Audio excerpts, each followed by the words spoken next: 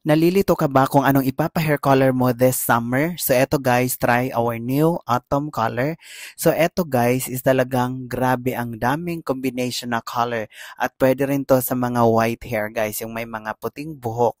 So eto guys, ang buhok talaga ni ma'am is nag-try na siya ng ash, tapos yung parang atomic color, tapos hanggang sa iniba na namin guys since na summer naman. So gusto niya for a change dahil pauwi naman na si ma'am sa ibang bansa.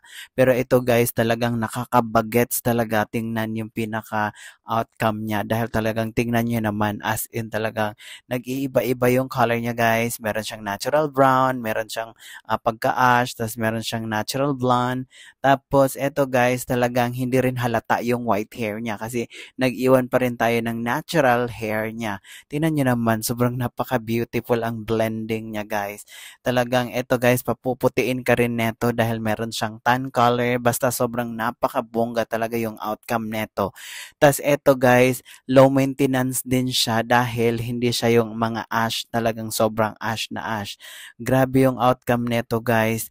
Tapos yung pinaka-blending nito, yung pinaka-natural talaga ni ma'am is talagang meron siya noon na highlights. Tapos yun, pinatungan namin ng atomic hair color. Tapos and then yung pinaka-ano niya guys, yung gusto niya talaga is yung kakaiba na naman before siya pumunta ng ibang bansa. So ganito yung in-achieve namin sa hair color niya. Tingnan niyo naman, sobrang napaka-beautiful ang effect ng hair color niya.